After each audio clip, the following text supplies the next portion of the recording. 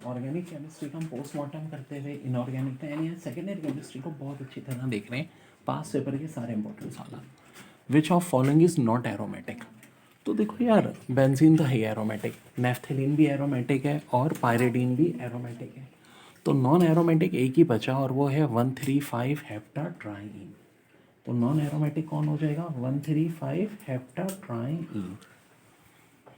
और नीचे वाले साल में कह रहे हैं which of following reaction is most suitable for preparation of normal propyl benzene.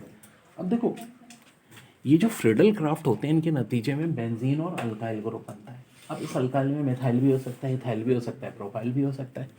तो यहाँ बहुत सारे ऑप्शन थे, फर्ट फिटिंग, क्रिगनॉट, वर्ड सिंथेसिस। तो बेस्ट है इसमें फ्रिडल क्राफ्ट रिएक्शन, जिसके नतीजे में बेंजीन के साथ हमेशा क्या बनता है? Alkyl group. ये बेटा बड़ा अच्छा है, reaction of acid aldehyde with Grignard reagent given rise. Acid aldehyde होता कैसे? इस तरह होता है, ऑक्सीजन डबल बॉन्ड कार्बन, यहाँ हाइड्रोजन, यहाँ CH3, इसको कहते हैं एसिड एल्डिहाइड। अब एसिड एल्डिहाइड का अगर हम रिएक्शन कराते हैं किसके साथ? गिरिकनॉट रिएजेंट के साथ, तो क्या बनेगा? क्या प्राइमरी अल्कोहल, क्या सेकेंडरी अल्कोहल, क्या टर्शरी अल्कोहल, क्या एसिडिक हैलाइड? तो याद रखो, अगर हम एसिड हैलाइड के साथ कराएंगे तो सेकेंडरी अल्कोहल। क्या मैकेनिज्म है? मैंने नॉर्मल क्लासों में बताया भी है, जिन बच्चों को नहीं पता सुन लीजिए कि गिरिकनॉट रिएजेंट को अगर हम ऐसे एलिमेंट से कराते हैं, यानी फॉर्मेल्डिहाइड से, जिसमें खाली एक कार्बन होता है, तो बनता है 1 डिग्री अल्कोहल, ठीक है, या प्राइमरी। लेकिन यहाँ पे कितने कार्बन है? कम से कम 2। यानी ऐसा है, सुन लो, बड़ी आसान तरकीब है।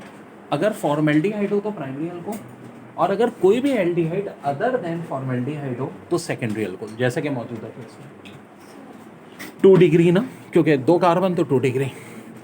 और अगर कीटोन हो, यार देखो एक बात तो तय, कीटोन में कम से कम 3 कार्बन तो होंगे, तो कीटोन होता है तो 3rd डिग्री यानी टर्शरी।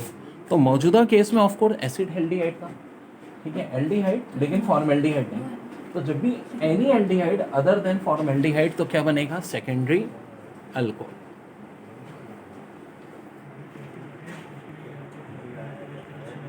बड़ा अच्छा सवाल है, which of following has maximum paramagnetic character.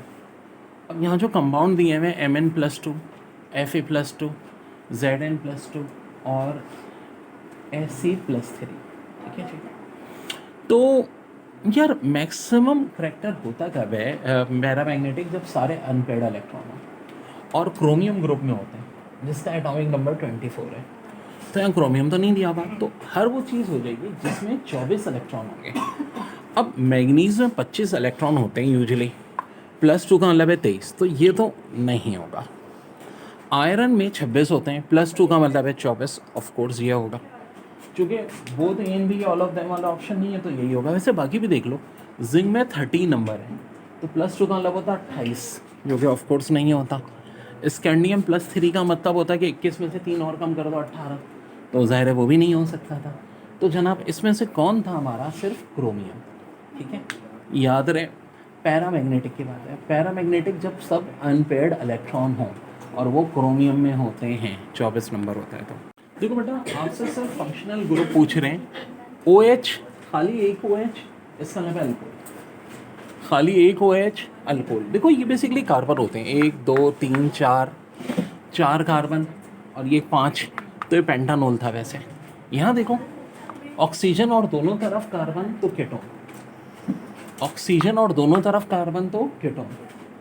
यहाँ देखो ऐसे स्ट्रक्चर OH हो कोने पे और उससे पहले डबल O तो कार्बोक्सिलिक एसिड। वैसे कार्बन कितने? 1 2 3 4 5 6, और ऑब्वियस सी बात है यहाँ ये 7वां भी था, तो हेप्टानोइक एसिड होता है। ये नाम अगर इसका पूछते तो हेप्टानोइक एसिड होता है। बस इन्होंने फंक्शनल ग्रुप पूछा है कार्बोक्सिलिक।